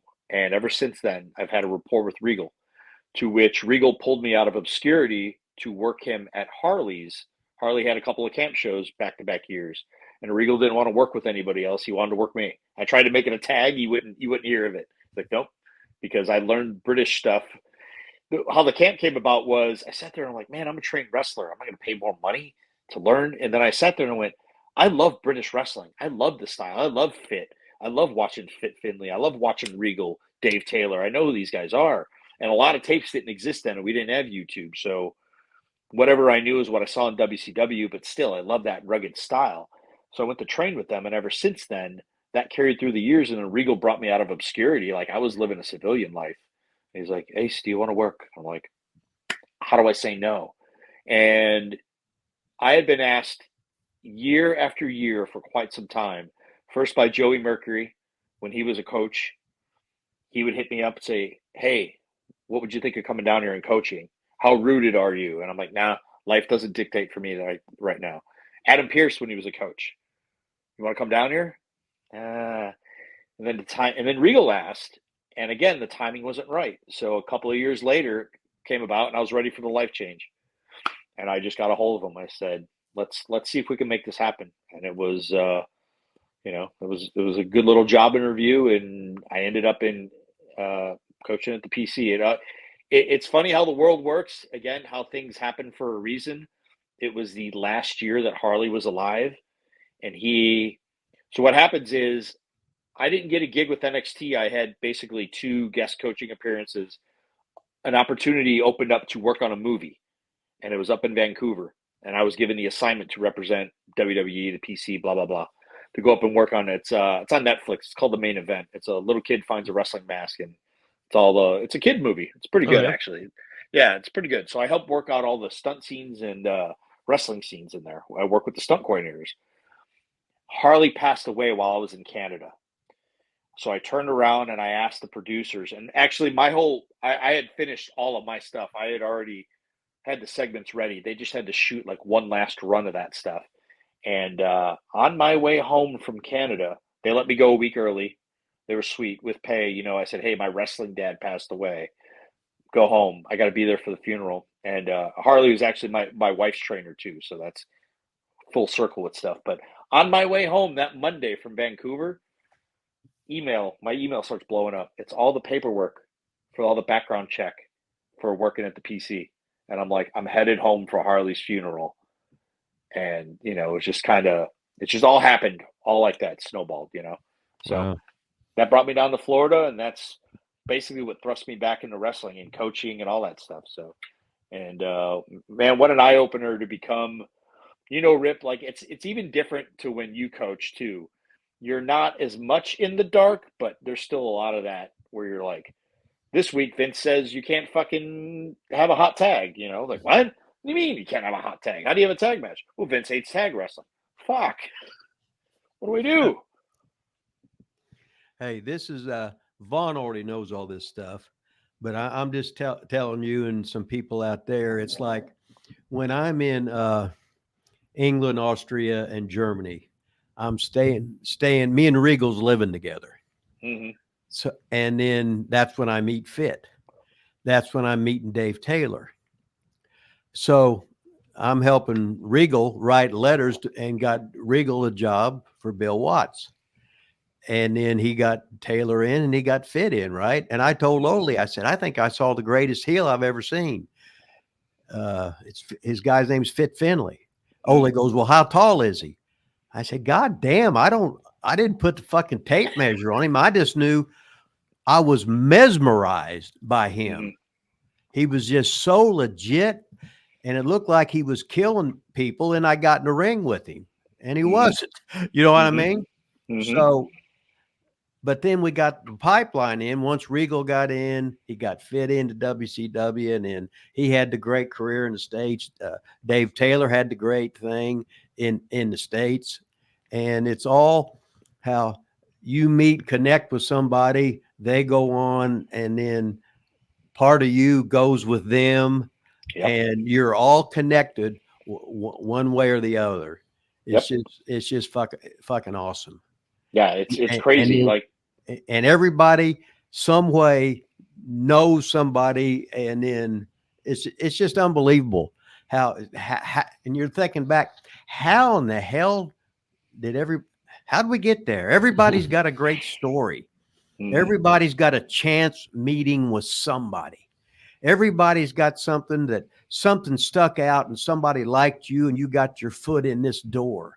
Somebody got you meet other people, and it's just living the goddamn dreams. What it is. Every day is a holiday. It could be, and wrestling is up, down, up, down, up, down. But God don't give you too much good or too much bad, but just keep working hard, shut the fuck up and listen, and you'll have a good career. I could never shut up. Oh, bullshit. That was my problem. You never had heat with anybody. Well, I don't know. Anyway, You was on a roll, and I interrupted you, but I said no. I was just going to say that's a lesson, like you said. That's a lesson for, again, a lost art. Hello, my name is so and so. Somebody said, say hi to you, or just doesn't even have to be that. Hi, Right. I'm blah blah. Where the fuck do you come from? You know, if I have an interest in you, like I have a good face to put on where no one messes with me when I'm running around. And I had that a few times at AEW where I'm running around doing shit. And finally I turn and look and I see all the extra guys who are mortified even there. And I look up and I'm like, hey guys, how are you? Good to meet you. I'm Ace, blah, blah, blah, blah, blah, blah, blah. And then one guy will be like, hey, so-and-so said to tell you hi, and someone I know. And I go, oh shit. And he goes, you've been running around and you look like you're very determined. I said, well, I do that for a purpose. I said, but yes, I'm very busy, but please never hesitate to stop me or ask me questions or,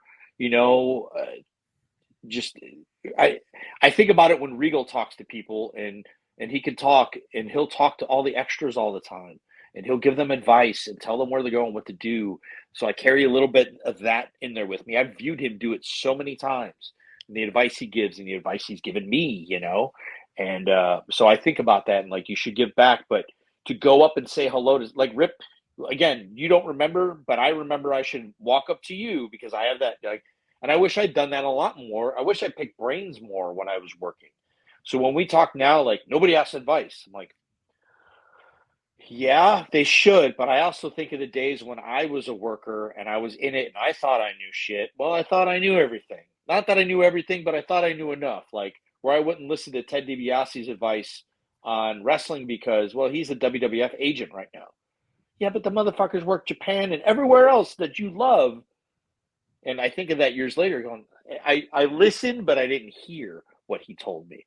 So I throw that back into nowadays where I walk into a locker room at Sal Humui runs World Wrestling Network, FIP, here in Florida.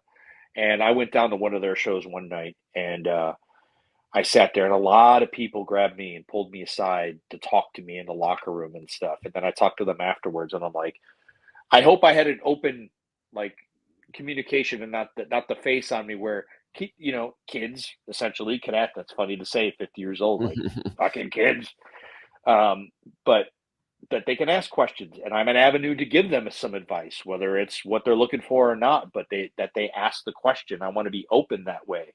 And so some of the things about people not asking advice I somewhat get, but also shit, just look at the people you're around, like, when I get a chance to, I remember Haku coming in. I've known him since I've worked Haku for Harley, but he came in for a buddy of mine in Kansas City, and I said, I'm picking Haku up. He's like, huh? I'm like, I'm picking Haku up because I want to hang out with Haku and I want to soak stuff in, even if he's not even really telling me anything, just to watch Haku when the ring's being torn down, pick up a beam or a board and walk it out to the rig truck, and everyone's like, yeah, because you're not too good to fucking pick up a beam or a board. You're not that high up. If Haku can do it, that guy's the man. Right. Now, here's something here. And a lot of times I was thinking when kids don't ask and stuff, when I was just getting into business, I would say, I can't talk to this guy. I'm just a fucking goof. Yes. And I had no confidence to ask a guy who was a star or whatever in my mind was a star I'd seen in the magazines. He don't want to get a picture with me. He don't want to waste his time with me.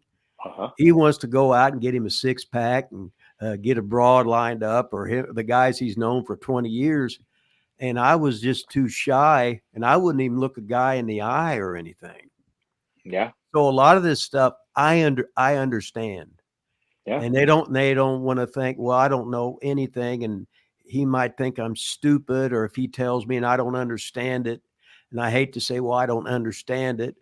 Right. And then I don't want to take up any more of his time because he was a big star. And I used to watch him on TV when I was a kid.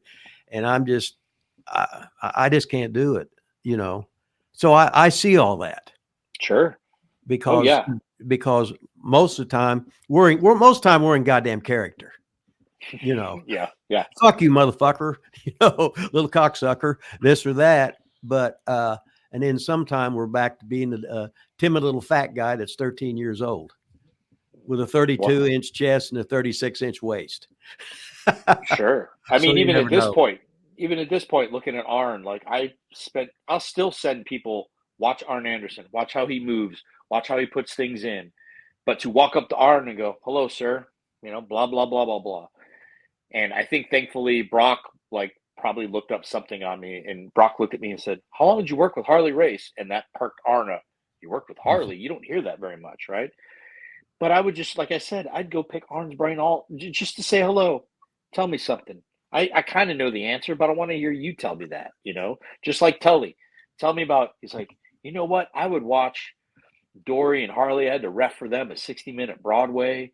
And I was just enamored to hear that story. You know, it's hard to hear that stuff anymore. Or Terry Taylor to tell me about his first match that's on YouTube of him in the Sportatorium and Tampa Sportatorium with him and Harley. He's like, I'm working Harley Race. Like, holy shit, you know, like to hear stuff like that. And, you know, but you normally, you know, you don't a lot of times ask advice unless you're in the ring with them, you know.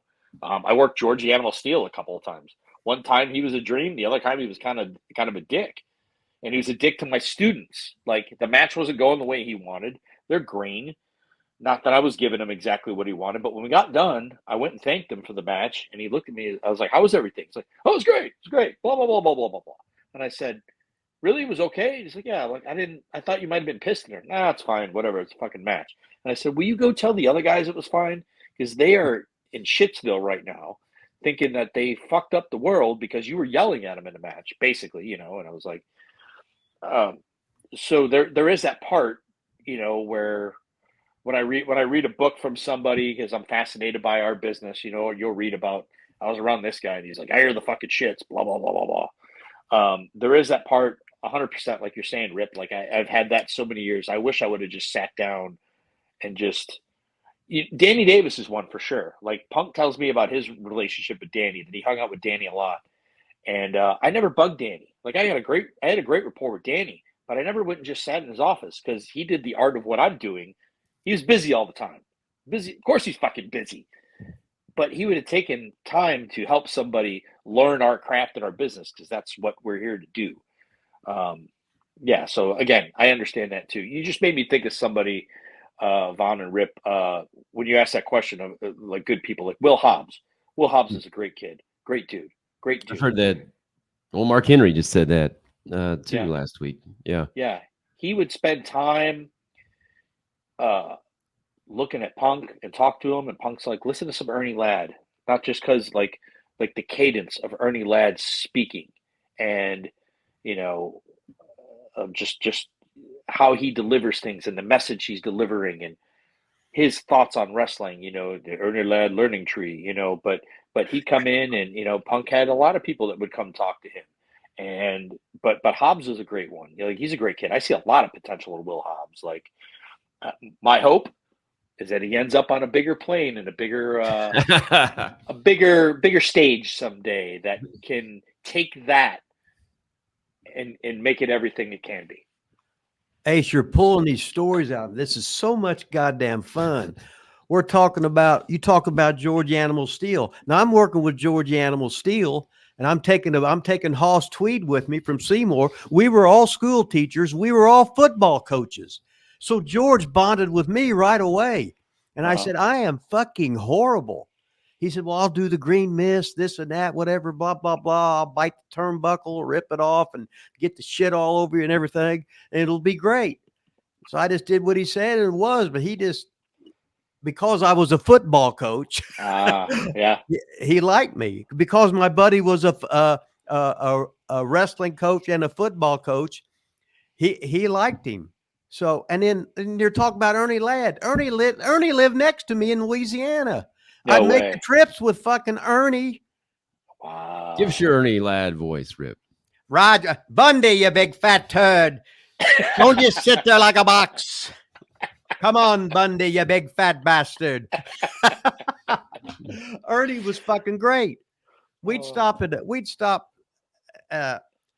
whenever we make a stop to get gas, Ernie'd be in there and I'd be playing pinball for an hour.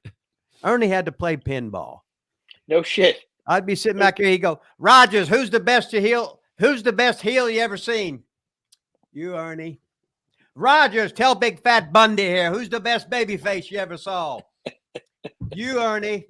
You see, Rogers, that's why I like him. He knows what to say. That's awesome. That's awesome. Oh, fucking Ernie was the fucking best. We got a guy here at the it's a local bar. It's a bar and grill type place that Pierce and I always eat. It's just up the road. And we'll go up there and have some lunch ourselves and have some beers. And there's a guy in there that looks just like Ernie Ladd. We'll call him Ernie Ladd. Like, he was in there the other day, and my wife was like, "There's Ernie Ladd." I said, "No shit." We hadn't seen him in a while, but we popped like, "There's Ernie Ladd. There's the like." We'll bust into not as good of an impression as you got, but we'll bust into Ernie Ladd boys. We'd work Biloxi, then we would drive all night, and we'd work Houston's on Friday night. And with Paul Bosch and Peter Burkholz and everything, and that was really Watts' best town. God damn it, we had the stadium show with the stadium. Well, we did 35,000 people there at the Superdome, New Orleans. Superdome, I was just saying, yeah. Every Monday night we'd be in Louisiana. And when they do 35,000 people do a Superdome show, you got to remember that it ain't like WWE and they're leaving the dark. They work that every Monday night, no matter what. Wow. In one of the other buildings. But then we would then Friday night we'd pull in and I'd stay at Ernie's in the guest house. And he'd have the buffet come in, nice. and his kids would come in and wake me up and shit, and we'd talk shit. And Ernie had all them stories. I said, Ernie, just talk.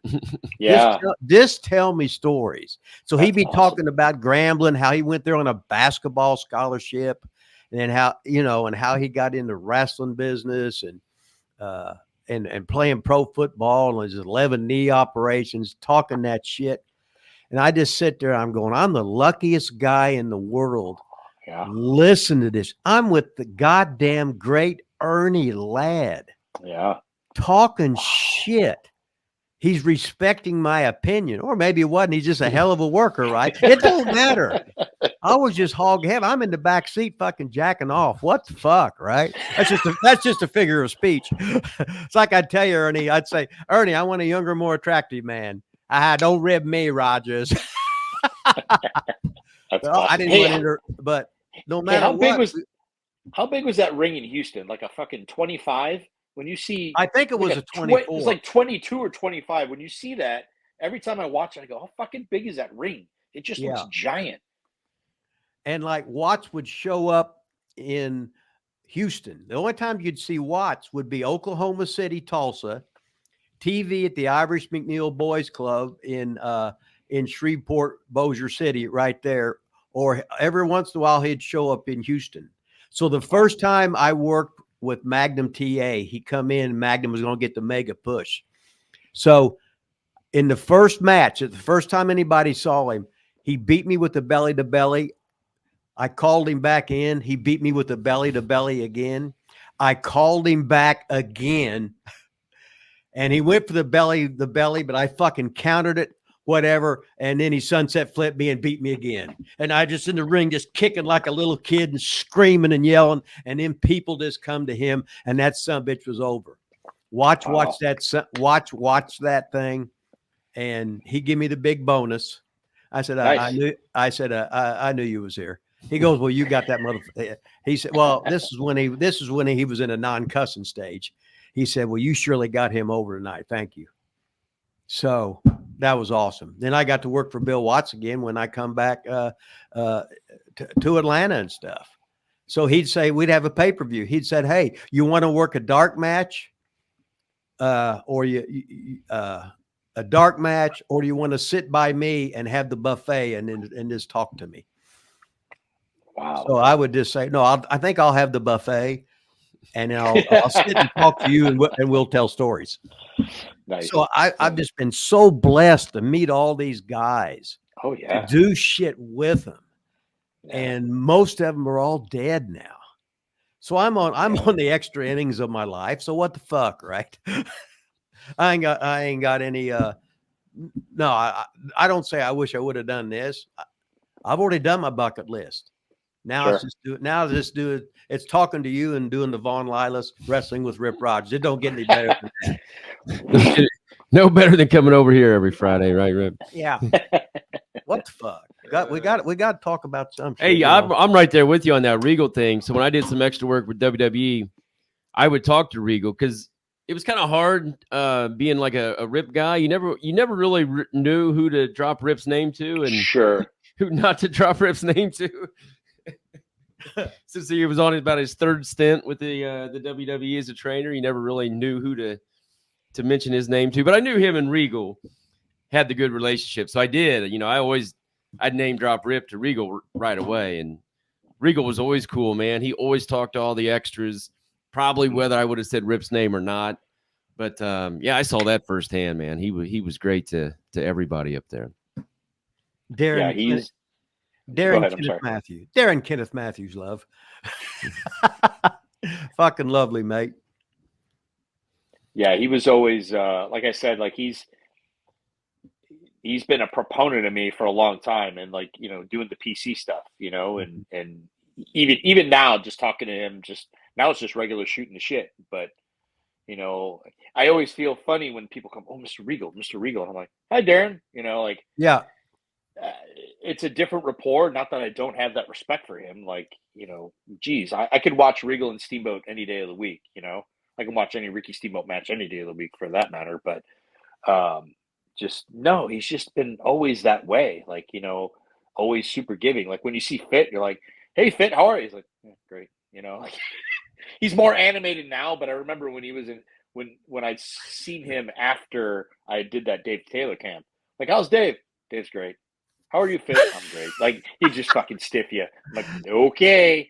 Now he's, you know, I've coached with him at the PC. Mhm. He's a lot easier, you know, like a lot easier than like he's having the time of his life, you know. And I'll tell you what, he's still spry as ever. Fucking guy could go.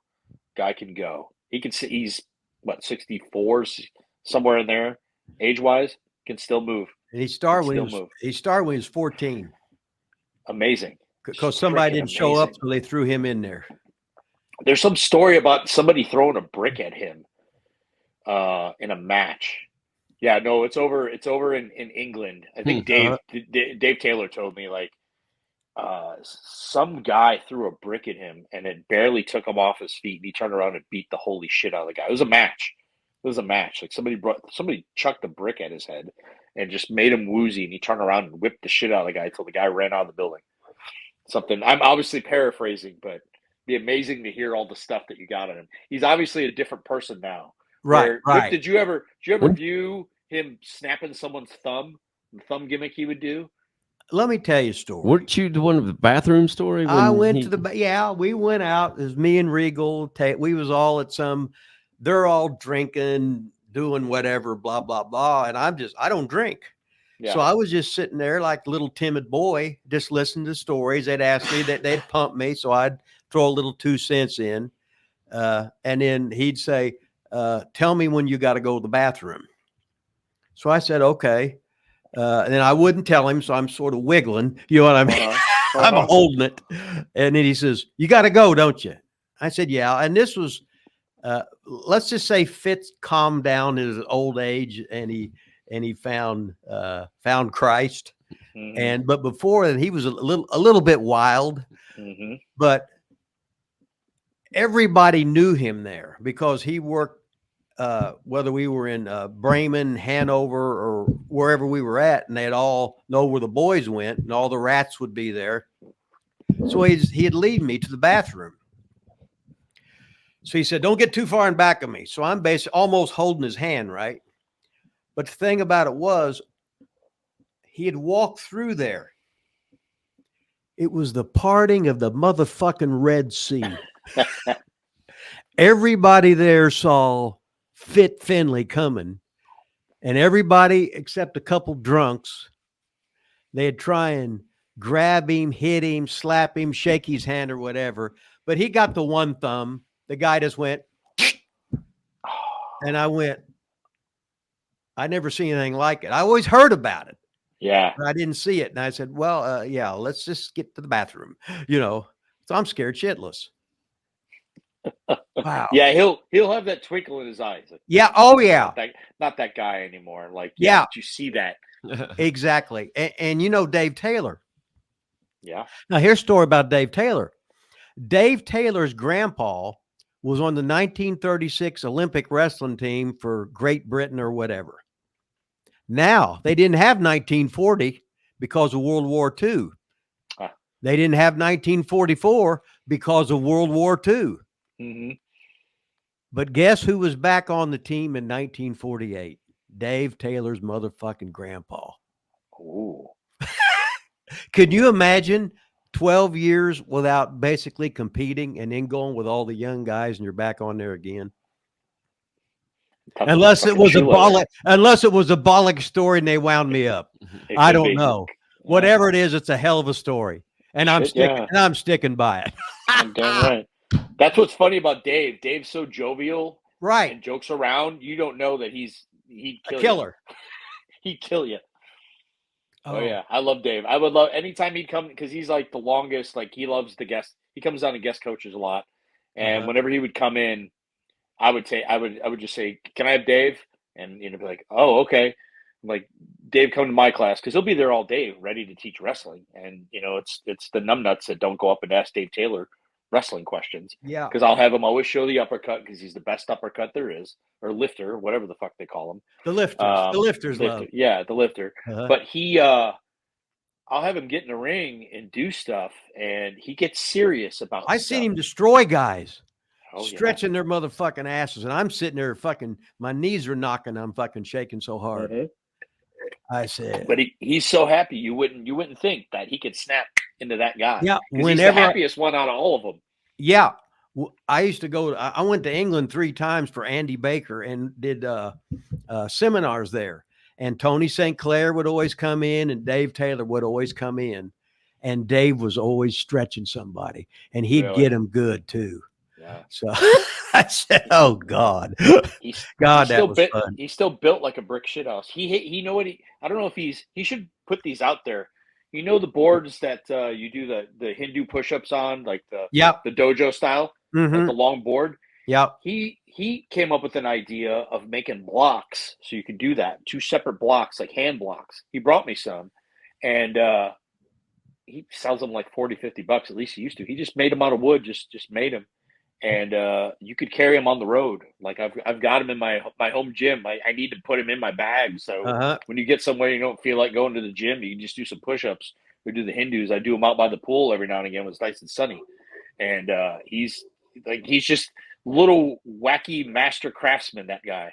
He does shit like that. But I love Dave. All those guys. It's just funny how I fell in with those guys from going to that camp and then years later getting to do this stuff, And you almost didn't go. I almost didn't go. And in that camp, myself, Punk, Chris Hero, a buddy of ours named Derek St. Holmes from Milwaukee. He's just a local guy, but loved like that style of wrestling, who is the only smart one to take notes. Like he sent me the transcribed notes, and I'm like, the shit that I could barely remember. I know by doing and all that stuff, the cravat and all the shit we learned in the sequences, but he wrote notes down. But that's the lineup of people, and years later, how that would play out for all of us in different ways. When Regal and Punk worked for the IC title wherever in the 2000s, this is the happiest shit to see. So. It's wild. Somebody in the chat wants to know if you ever worked Greg the Hammer Valentine or Hillbilly Jim. Quite a combination there. Hillbilly Jim, no, never had the honor. I wish I could have worked Greg the Hammer Valentine. I defer to my friend Steve Carino, who has great stories of working with Valentine. I would have loved to work Valentine. He came down for Harley, but I never didn't get in there with him. Got it. Who were some of the people that you trained when you were coaching at the PC? A lot of the guys. I'm sorry. Who would have been like in that class or in that time? So those that I got pulled up right now on TV, Grayson Waller was in my class. He was fresh off the trek over here from Australia. Solo Sikoa was in my class for a little while. like right at the beginning. And you could tell he was on the fast track. Come on. Like what Islander doesn't have it usually in them? Like it's just by nature, like they end up being good and can move and, and do the job. I had Anthony Henry in there, who's now working AEW. Anthony Green, who when he got let go, he went straight to Japan. Alex Zane, who is over in Japan currently too. Like these are guys that were on the indies as well. I had, when I coached with Fit in his class, we had Braun Breaker to start. Steiner, Yeah. I was at Steiner's tryout, and like you couldn't. He's a fucking Steiner. He ran the ropes like his dad, talks like his uncle, and he respects this business. So he's a blue chipper right off the bat. You're like, that's a no-brainer. You're going to fucking sign that guy. I had a guy named EJ Nduka who now works for AEW. He was hired there. He's 280 pounds. It looks like a brick shithouse, like a bodybuilder. There's star power there. Still got stuff to learn, green in the ring, but there's a guy that works for NWA right now named Jack Talos. He's like 8 foot. He actually played for the Harlem Globetrotters. Oh, wow. Again, why did they let him go? I don't know. Like, there's potential there. And I always say that it's been said that you get hired to get fired by WWE, especially in the early stages. What do you do after developmental? Do you still go out there and chase it? The young guys, that tells me where the heart really was, that they're still out there going after it. And for a guy like him, like Jack Talos, to now kept working indies, I don't know where he trained after the PC, but he went and found him a spot with NWA and showed up and showed him something, So every now and then I'll hear from him, see his work. Let me think, television-wise. I mean, there's Pierce. Pierce was, I didn't, break him in, but he'll give me a lot of credit, in the formative years, because he always had it. He's another guy that just a natural athlete and walked in and, if there's a match coming up with him and all this, I don't know if they're ever going to get there. Yeah, it'd be awesome. It looks like they're putting them in, like it could happen. Yeah. Like he could pull it off. He could pull it off, coming to mind, gosh, the PC, there's just so many people that pass through your class. Tony D'Angelo, he's a Chicago guy. He's a local Chicago guy as well. Didn't know him until he hit the PC, but talk about a guy, and we're talking about NCAA rated worker, like wrestlers, like legit, like him and Steiner were rated, and Steiner was more the football player than the wrestler, but Tony D'Angelo's got a hell of a collegiate background. The Creed brothers that are now just got pulled up to TV. They got a lot to learn, but they're going to freaking learn it.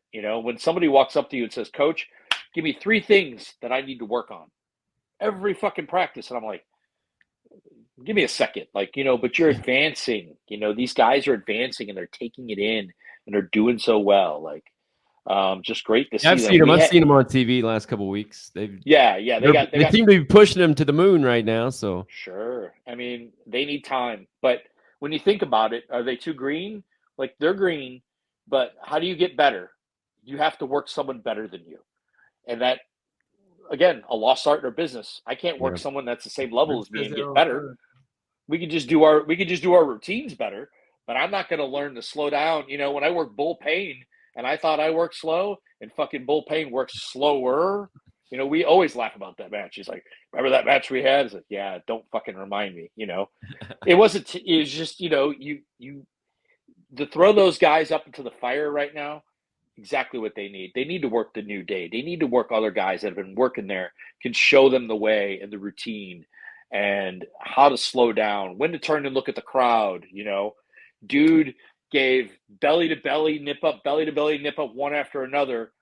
And then I'm like, okay, now turn to the crowd and fucking do this. And it's not there yet. It'll get there, but it's not there yet. Austin Theory, his first run, into the PC while I was coaching with Robbie Brookside, another great.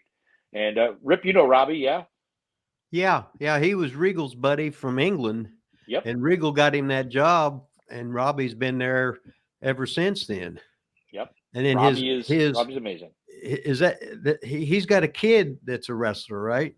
Yep, Zaya. Yep. Right. And then Regal's got the kid, his son, Was it Dan? Let's see, Daniel, Dane, and Briley. Was it? Is that his three boys? Daniel, Dane, and Briley.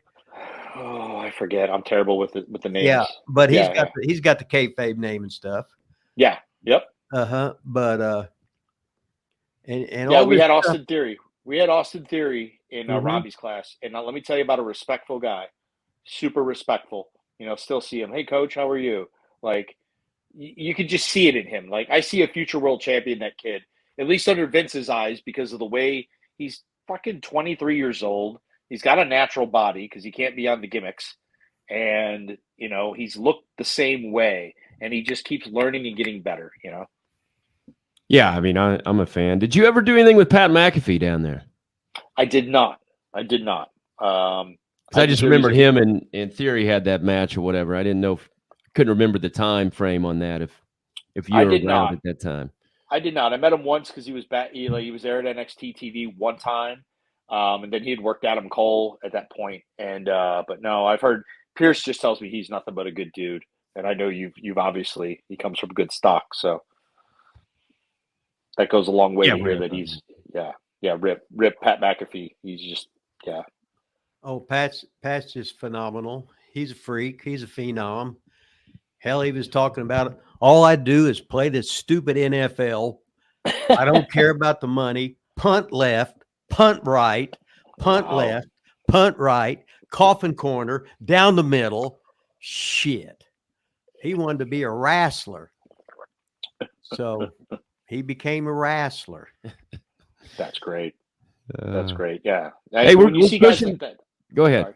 Nope. I Go. was going to say, when you see guys like that take to our sport and because they want to learn, it blows your mind that they're so much better than some of the people that are thinking that they're going to blow your mind with their work, or they should take a lesson from guys like him, or like even Logan Paul. I don't know him at all, but look at the way he's performed and put on stuff. When you watch them do things that are better than what I could turn on right now on TV, like, take a lesson. Take a look at what these guys have done to get into this and to learn what we do. Yeah. No, I'm just saying we're pushing almost 2 hours. I don't know how long you have, so you can get off here anytime you want. But before we get out of here, anything that you want to plug and what are you doing nowadays? Like what's Ace Steel? What's going on with you these days? What's going on with me? I am currently they call it coaching, producing at TNA. I'm gonna Impact turning into TNA. So I've been producing there. We'll start up beginning of the year in Vegas. Big sold out show going on there in Las Vegas. Hard to Kill pay-per-view. So I'm going to work with them. Got my seminars I call workshops because I work. It's not going to get in the ring and really going to take a lot of arm drags, but I just can't do a thing where I go in and talk. Like, I have to get in the ring and move. Rip's much the same way. I have to demonstrate. So I've got a lot of workshops coming up. Doing one here in a week, December 17th with WWN down in Newport Richie. I've got a workshop down there. The branded price at $49, which I thought was hilarious. Not 50, but 49. I think I'll make them all that way. I just can't stop when I have that going on. I can't just talk. I need to get in the ring and demonstrate. So I'll have quite a few workshops next year. But doing producing for TNA and that, I just acquired a wrestling ring. So I'm looking for a building, and I'll be the 51st school in frickin' Florida, and I don't care. I just feel our sport needs, it's got something to give. There's something I got to give because all these shows, Rip, it when we've produced together in Derby City, but you're like, I'll get up ahead of time and say, guys, here's your camera angles. There's this, don't do that. Or even at a place like that, just because it's not major league television, I'll still have Marty Bell and Allison Kay and then different workers come up. Hey, what looks best when I do this? I like to help break people in. I haven't broke someone from ground up in a long, long time because I mainly work with people that were already advanced at the PC, but I look forward to doing that. So in the near future, you're going to be hearing about me in the next year having something going on here in Florida. So just staying busy. All right. So you already said that it's hard to find you like on social media and stuff. How are you going to, how are you plugging? Is there a website? How can people find these workshops? So I'm not hard to find on Instagram. It's at Oh, Aces of Steel. Instagram. Okay. Yeah, Instagram Aces of Steel, which is the same as Aces of Steel on Twitter. I just put the lockdown on Twitter because it's a little more toxic of a world. Instagram is more pictures. You'll see pictures of my my dog. Happy times, my dogs, plural. But it's where the wrestling stuff and the fun stuff comes. Social media should be fun. It shouldn't be so crazy to me. Nothing political, nothing religious. It's like the old work rules. If you don't talk about these things at work, you deal with the business at hand, and that's where I'm at. So I'm promoting it out there. You could sign up on there and follow me and the ongoings there, promoting all the good stuff in the world. And I love this business. I love this business. Maybe you could bring Rip in for a little seminar sometime. Trust me, that's all I'm thinking about is the people I know and who I can bring in and do what. I work with Hybrid Wrestling in San Antonio, and they're one of the beautiful entities in the world that when a lot of things went to shit, they said, hey, come in for a seminar, come in for a workshop. And they embraced me. And I've been back there 3 times now. They have such a great camp of people. Funaki coaches down there with a guy named Chris Marble, who is a guy I met many, again, your connections that you meet, right? I met this guy a million years ago at a show that I worked in San Antonio that I vaguely remember. And but he knows of me, and he brought me in. And working with those people, they bring in a lot of people for seminars, and I have that plan in mind to bring in the people I know to come and coach and give that flavor. I can't give Rip's flavor. I could take what I know from Rip and implant that, but I can't do what he does and speak the way he does. We may Nobody be can. saying the same thing. What's that? I said nobody can speak the way he does. No. I don't teach wrestling, Coach. That's like Dr. Tom can go out there and explain everything about wrestling, and then I'll just tell him something like a 3rd grader, and then they'll try and do it. Now I say, well, but if you do this and that, but I'm not there to teach you moves. Not moves. Sure. You teach wrestling. Maybe not moves. Yeah. But you always say I don't teach wrestling, but I disagree. I had you. You may not get in there and teach a move or move sets per se, but you teach wrestling psychology, which is wrestling. Yep. I don't know. What the fuck, right? And you're the one too that taught the 3 different hip tosses, for example.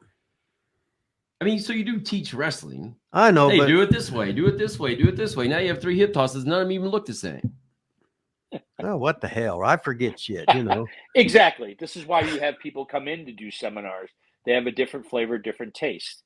And so I aim to do stuff like that, to have people come in that can, essentially speak the same language, but, we're the same point is trying to come across, but we all speak a different language, but it's all for the greater good of what our business is about. So, yeah, man, that's what I'm looking to do. That's awesome. I appreciate you guys having me on today, by the way. Yeah, I had no idea, but I had no idea about the TNA stuff. That's cool. Yeah, No yeah, idea. that came about earlier this year. They had reached out, and I was stuck with other things, other obligations going on, and it came about this year, and I was super excited. And what a great crew! When you go to places and not walk on eggshells, and everyone wants you there, that's a beautiful thing. So great crew they have there. That's awesome. Hey, I'm gonna ask this question. Did you ever agent a Young Bucks match? He said no. I was just watching his face. Yeah, that's a good one. No. Awesome, man. You got anything else, Ripper? No, I could do this shit all day, just talking stories, talking shit, having a good time. It's like we was at a bar telling stories, drinking, but I don't drink. So I ain't at the bar, so we're just doing it here today. And it's podcast to podcast, but I'm on the Wrestling Perspective podcast with Lars Fredrickson from Rancid and Dennis Farrell. No shit. I've joined their crew. Like I've done a few guest spots with them, and Petey Williams used to do the spot, and now he's up at a WWE main roster doing producing. So they invited me in, and I love talking to those guys too. I just love talking, our sport. So, and they're big fans themselves. So I do that as well. Wrestling Perspective Podcast. Oh, cool. Well, we can definitely bring you on here again sometime, man. We're on here every Friday live, and doesn't have to be 2 hours next time. You can stop in for 20, Sweet. 30 minutes. We don't Sure. care. Hey, you gonna plug Yeah. your t-shirt? You gonna plug your t-shirts? Pro Wrestling Tee site. I always forget about it. There's that brand new shirt that came out like last year, Ace's Place. It's got some drop kicks on there and served with some Spinal Shock. I do have a Pro Wrestling Tee store. We'll expand that as the year goes on when I think of more designs and stuff. But go ahead, get you a shirt. They're fun. The Ripper loves it. The Hustler himself. I need to get me a Hustler shirt next time I'm up there in Chicago. Go to Pro It don't Wrestling get any Tees. better than that. You Oh, know? yeah, man. That's right, baby. That's right, baby. But thank you guys. I appreciate it. I'd love to come back on. Watch. I said watch. Watch this next video that's coming up on your screen. Remember now, so watch it. swole that I can't get the shit closed.